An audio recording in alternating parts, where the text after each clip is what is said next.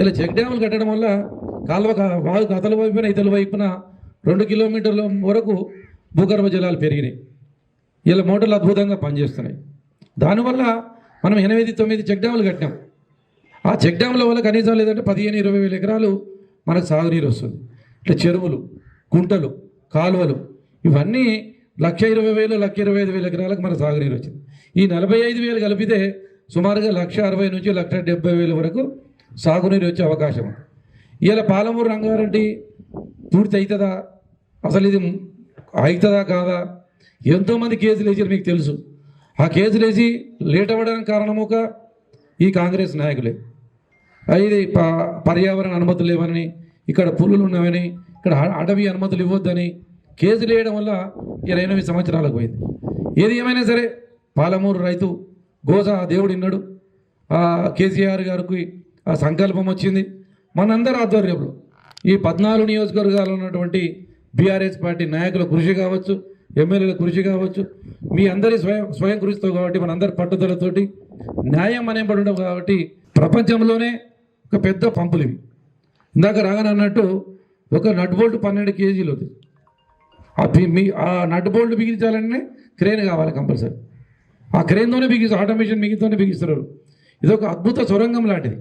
ఏది కాలువల ద్వారా కాలువలు అండర్ టన్నల్లోకి ఎక్కడ 20-25 కిలోమీటర్ల టన్నల్ భూగర్భ జలంలో పోతున్నాయి. అందులోకి పోతే సొరంగంలోకి వెళ్ళిపోయినట్టు ఉంటుంది. కనీసం హైవేల 2 ఇటొక వెహికల్ ఇటొక వెహికల్ ఇస్తూ ఉంటుందో అంత అద్భుతంగా జరిగింది. కొమ్మెర దగ్గర పోతే ఆ పంప చూస్తే అద్భుతమైనటువంటి నైపుణ్యం అసలు చూడలేకపోతాం. అసలు ఇంత చాలామంది చూడకుండా వచ్చి నాకు తెలిసి ఇప్పటివరకు. లోపలికి ఎంతమంది చూసి చెప్పండి? ఒక 2-3 మాత్రమే చూసారు. రియల్గా ఆ ప్రాజెక్ట్ వచ్చినామంటే ఇలా కేసీఆర్ గారికి సెల్యూట్ కూడా బయటకు వస్తాం. రియల్గా అంత అద్భుతమైనటువంటి ప్రాజెక్ట్. తప్పకుండా నేను ఈ ప్రాజెక్ట్ అయిపోయిన తర్వాత ప్రతి ఊరు నుంచి ఒక 2 బస్సులు 3 బస్సులు పెడుతున్నాం మండలానికి. పెట్టి ఒక మండలం అయిపోయిన తర్వాత ఇంకో మండలం పెడతాం. ఈ మన దగ్గరికి ఒట్టెంకు నీళ్ళు వచ్చే వరకు ఒక 20-25 డేస్ పడుతుంది. ఆ 20-25 డేస్ వరకు అటు కావాలని అటు చూసుకోవచ్చు, ఇటు కావాలని ఇటు చూసుకోవచ్చు. సేమ్ అదే పంప్ హౌస్ ఇక్కడ ఉంటుంది. సేమ్ ఒట్టెంలో ఉన్నది సేమ్ పంప్ హౌస్. ఆ పంప్ హౌస్ చూపించి ప్రజలు నీళ్ళు ఇవ్వాలి, ఒట్టెంకు నీళ్ళు తీసుకొస్తాం. ఇప్పుడు ప్రోటోకాల్ ప్రకారంగా అక్కడ 16 టీఎంసీలు, కానీ అక్కడ 4 టీఎంసీలు మాత్రమే నింపాలి. మొత్తం ఒకసారి నింపితే కట్టకు ప్రమాదం ఉంటుంది కాబట్టి ఆ ప్రోటోకాల్ ప్రకారంగా 25% నింపాలి. ఈ సంవత్సరం 4 టీఎంసీలు నింపుతాం. అటు వచ్చేసారి 8 టీఎంసీలు నింపుతాం. అటు వచ్చేసారి 12, అటు వచ్చేసారి 16. అంటే 3-3.5 సంవత్సరాల తర్వాత ఆ పోతి నీటి మట్టం నింపాలి. ఎందుకంటే ఒకటేసారి ఆ కట్ట మీద ప్రెషర్ పడితే ఆ రిజర్వాయర్కి ప్రమాదం ఉంటుంది కాబట్టి యాజ్ పర్ ప్రోటోకాల్, అది గవర్నమెంట్ యాక్ట్ రూల్. అది ఈ నీళ్లు తీసుకొచ్చి ఇప్పుడు ఆ ప్రజలకు ఒక భరోసా. తిమ్మాజిపేట మండలంలో రియల్గా మన గ్రామానికి తిరిగినప్పుడు ఎలక్షన్ చెప్పిన వచ్చే ఎన్నికల వరకు నేను నీళ్ళు తీసుకొస్తానని మాట ఇచ్చిన.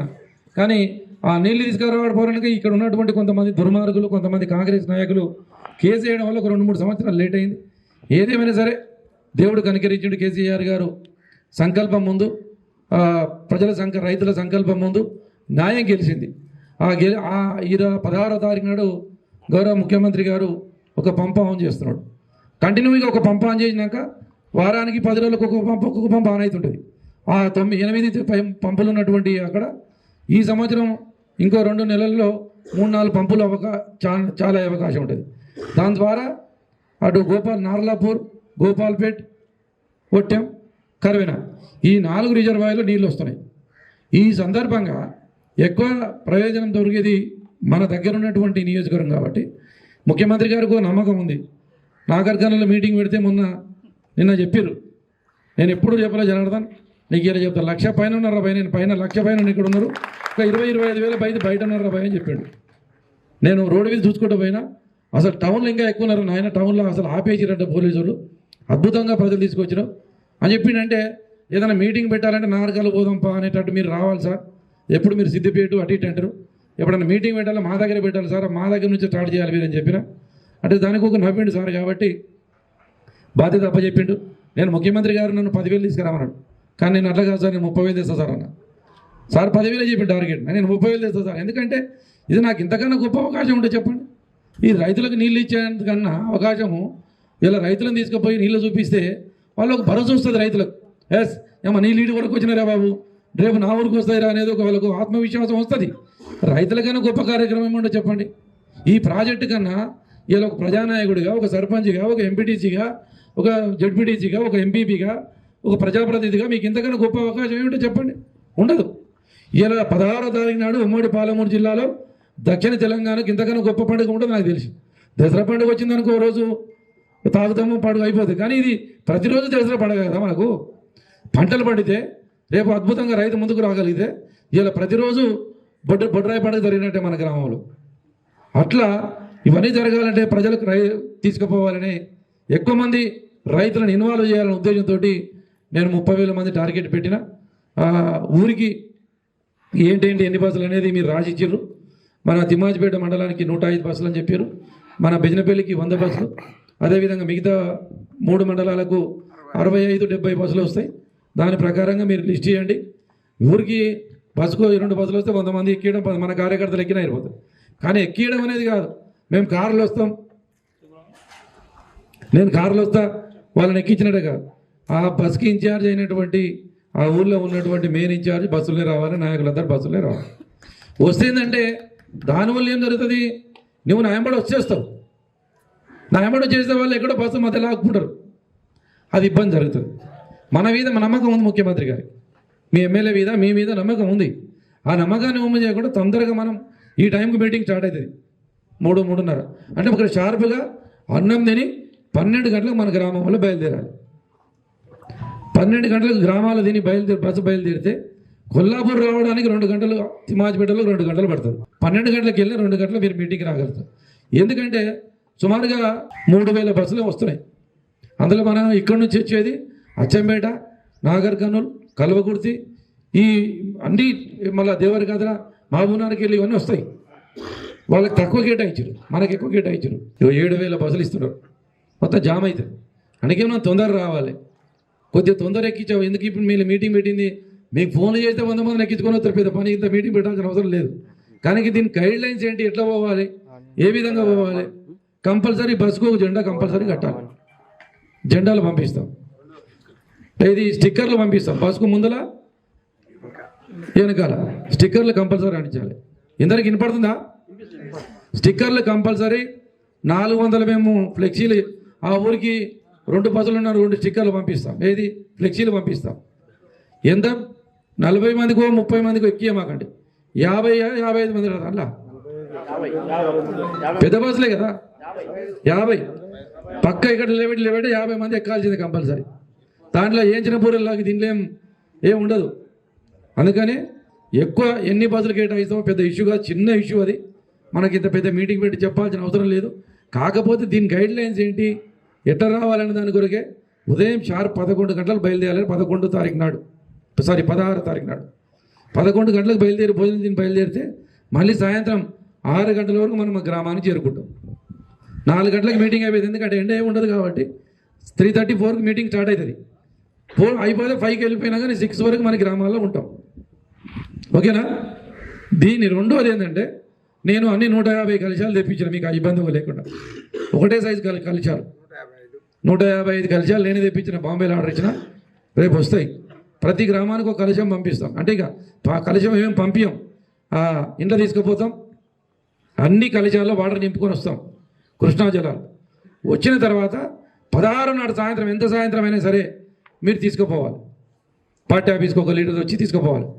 తీసుకుపోయి ఊళ్ళో పెట్టుకొని, ఊరు నుంచి ఉదయం పూట నేను రాని గ్రామాలు తిలకపల్లి, తాడూరు, బీజనపల్లి, ఆ ఊళ్ళో సర్పంచ్, ఎంపీటీసీ, ముఖ్య నాయకులందరూ ఒక 100-150 మంది తగ్గకుండా తప్పట్లు, ఢిల్లీ పొల్లాలు ఏది ఉంటుంది తప్పట్లతో ఊరే గుంపుగా ఊరి బయట నుంచి తీసుకుపోయి మన ఊళ్ళో ఏ దేవుడు ఉంటే ఆ దేవుడి దగ్గరికి వెళ్ళి బాబానాయనతో ముందే మాట్లాడుకొని, ఆయనతో నేను తెచ్చినటువంటి కృష్ణా జలాలు, తెచ్చినటువంటి జలాలతోటి ఓ 10 మంది 15 మంది రైతులతోటి ఆ బ్రాహ్మణుడికి ఇస్తే ఆయన అభిషేకం చేస్తాడు. దేవుడి కాళ్ళు కడగాలి.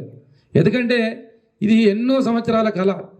అసలు ఈ నీళ్లు, కృష్ణా జలాలు, అసలు అప్పుడు కాంగ్రెస్ వాళ్ళు మనం పైకి ఉన్నాం, కాలువ కిందకుందామని చెప్పారు అప్పుడు ఉన్నటువంటి మంత్రులు.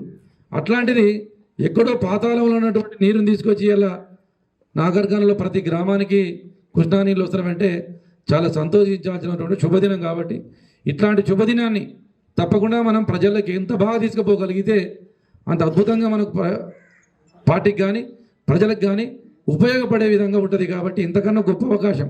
రైతులను మీరు బాగా ఇన్వాల్వ్ చేయాలి. ఎంత నీళ్లు లేనటువంటి రానటువంటి గ్రామాలు ఎంత బాగా చేసుకుంటే అంత అద్భుతంగా మనకు పనుకు ఏది రైతులకు ఉపయోగపడే విధంగా రైతులు ఇన్వాల్వ్ అవుతారు. ఆ రైతులు ఇన్వాల్వ్ అయ్యే విధంగా మనం పార్టిసిపేట్ చేయాలి. 17వ తారీఖు నాడు పొద్దుగాల నేను 6 గ్రామాల 7 గ్రామాల మీరు ప్రెసిడెంట్ గారు మీరందరూ కూర్చొని క్లస్టర్ చేసి కాల్చండి. ఏ గ్రామానికి రావాలో ఆ గ్రామానికి నేను పాదయాత్రకు వచ్చినప్పుడు ఎట్లా వస్తున్నారో అట్లా ఊరు దూరంగా పెట్టకుండా కొద్దిగా దగ్గర పెట్టి ఆ గుడి వరకు పోయి ఆ గుడిలో అభిషేకం చేసినాక నెక్స్ట్ నేను వేరే ఊరికి పోయే, ఎందుకంటే అదే లైన్లో ఉంటే బెటర్. మళ్ళీ ఎనికి ముందు పోకుండా ఒక లైన్ ఊర్లు పోయినాం అనుకోండి, సాయంత్రం 4-5 గంటల వరకు చేసుకోవచ్చు. ఒక ఎన్ని గ్రామాలు 6 గ్రామాలు నేను లేదు, 7 గ్రామాలు పెట్టినా పర్లేదు, 8 గ్రామాలు పెట్టినా పర్లేదు. నీళ్ళు రానటి గ్రామాలు తిమ్మాజిపేటలు పెడితే ఆ మండలంలో నేను పాల్గొంటా. 16 నైట్ ఇక్కడే ఉంటా కాబట్టి 17 పొద్దుగాల పాల్గొంటాం. నేను పాల్గొనని వాళ్ళు ఉన్నారు కదా, తెలకపల్లి, తిమ్మాజిపేట, తెలకపల్లి, తాడూరు, నాగర్ కర్నూలు, బిజినపల్లి నాయకులు మీరే. ఇప్పుడు ఎక్కడెక్కడ కొన్ని గ్రామాలు రోగాలను పంపిస్తా, ఒక మండలం బైకాన్సీనైనా పంపిస్తా, ఇంకో మండలం ఇంకెవరైనా పంపిస్తా. ఆ కలిసి ఒక 2 గ్రామాలు 3 గ్రామాలు అన్ని గ్రామాల్లో అద్భుతంగా జరిగింది. ఏదో తూతూ మంత్రంగా సార్ చెప్పాడు కదా అనేది కాకుండా మినిమం 100-150 మంది తగ్గకుండా ఈ కార్యక్రమం కొనసాగాలి. చాలా అద్భుతంగా చేసుకోగలగాలి. ఎంత అద్భుతంగా చేసుకోగలిగితే అంత నాగర్ కర్నూలులో బాగా జరిగింది ఈ ప్రోగ్రాం అనేది. కృష్ణా జలాలను తీసుకొచ్చి దేవుడు పాదాలు కడగాను అనేది ఒక చారిత్రాత్మక నిర్ణయం. రైతులు ఈ మంచి కార్యక్రమం వాళ్ళకు పాల్గొంటారు. రైతులకు ఎంత బాగా ఇన్వాల్వ్మెంట్ చేస్తే అంత గొప్పగా రైతులు పాల్గొనే అవకాశం ఉంటుంది. ఈ కార్యక్రమం పాల్గొని 16వ తారీఖు నాడు మేము ఈ గ్రామాలకు ఎన్ని బస్సులు కావాలి అనే దాని మీద ఒక లిస్టు తయారు చేయండి. దాని ప్రకారంగా బస్సులు పంపిస్తాం. ఈ కార్యక్రమాన్ని విజయవంతం చేయాలి. 15వ తారీఖు నాడు కానీ 16వ తారీఖు సాయంత్రం కానీ 2 రోజులు సాటించండి తప్పటికొట్టి. ఇట్లా కృష్ణానది జిల్లాలు ముఖ్యమంత్రి గారు పాలమూరు రంగారెడ్డిని ప్రారంభించిండు. కృష్ణానది జలాలు మన ఊరికి వస్తున్నాయి, కలశాలతో వస్తున్నాయి. కాబట్టి దేవుడి పాదాలు కరిగే కార్యక్రమం ఉంటుంది. రైతులు మొత్తం మీరు అధిక సంఖ్యలో పాల్గొనండి అని మీరు ఒక చాటింపేయండి. ఇక మిగతా నేను వచ్చే గ్రామాలు నేను ఎమ్మెల్యే గారు వస్తున్నారు, ఆ కార్యక్రమం ఉంటుందని చెప్పి మీరు చాటించేయండి. ఎంత ఇన్వాల్వ్మెంట్ చేసుకొని ఇది నా కార్యక్రమము, పార్టీకి ఉపయోగపడుతుంది, రైతులకు ఉపయోగపడుతుంది, మనకు చాలా బాగుంటుంది అనుకున్న వాళ్ళు గొప్పగా చేసుకోగలుగుతారు. ఏదో తూతూ మంత్రంగా చేసి చెప్పిండు కదా ఎమ్మెల్యే గారు, తూతూ మంత్రంగా చేస్తే తూతూ మంత్రంగానే ఆ కార్యక్రమం ఉంటుంది. ఒక ఇన్వాల్వ్మెంట్ అయ్యి ఇది మన కార్యక్రమం చెయ్యాలి, పార్టీ కార్యక్రమం, రైతుల కార్యక్రమాన్ని గట్టిగా మీరు మనసు మీద తీసుకోండి. మొన్న పాదయాత్రలో ఒక ఊరు నుంచి మించి ఒక ఊరు ఎట్లా చేసిండ్రో అదేవిధంగా మీరు ఈ కార్యక్రమాన్ని చేయాలి.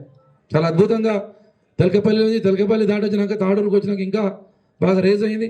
కాకపోతే అనివార్య కారణాల వల్ల ఈ ప్రోగ్రాం వల్ల అది కాలేదు. 20వ తారీఖు నాడు పొద్దుగాల మళ్ళీ ఈ కార్యక్రమం కొనసాగుతుంది, దాంట్లో ఎటువంటి డౌట్ లేదు.